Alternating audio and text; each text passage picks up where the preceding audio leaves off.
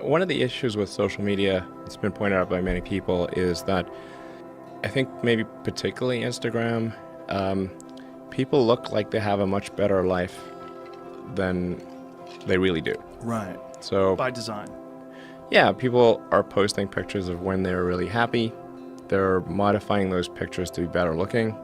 Even if they're not modifying the pictures, they're at least selecting the pictures for the best lighting, the best angle. So people basically seem they're way better looking than they basically really are. Right. And they're way happier seeming than they really are. So if you look at everyone on Instagram, you might think, man, there are all these happy, beautiful people, and I'm not that good looking and I'm not happy. So I must suck, and that's gonna make people sad.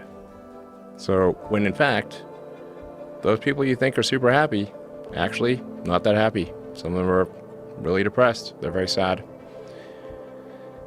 Some of the happiest seeming people, actually some of the saddest people in reality. And nobody looks good all the time. It doesn't matter who you are. So I think things like that can make people quite sad. Well, just by comparison, because you just sort of people generally think of themselves relative to others. We are constantly rebaselining our expectations. And you can see this, say, if you watch some show like Naked and Afraid, or if you just go and try living in the woods by yourself for a while, and you'll learn that civilization is quite great. It has a lot of it. People want to come back to civilization pretty fast on Naked and Afraid. I'm not normally an advocate of regulation and oversight. I mean, I think one should generally err on the side of minimizing those things. But this is a case where you have a very serious danger to the public.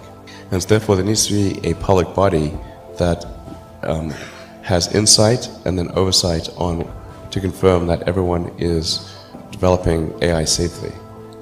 This is extremely important. I think the danger of AI is much greater than the danger of nuclear warheads by a lot. And nobody would suggest that we allow anyone to just build nuclear warheads if they want. That would be insane. And mark my words, AI is far more dangerous than nukes. Far. So why do we have no regulatory oversight? This is insane. I'm not really all that worried about the short-term stuff. Things that are... like narrow AI is not a species-level risk. It will result in dislocation, in lost jobs, and the sort of better weaponry and that kind of thing. But it is not a fundamental species-level risk, whereas digital superintelligence is.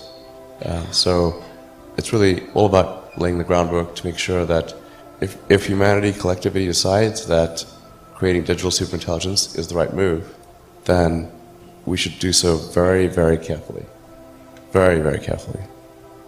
This is the most important thing that we could possibly do.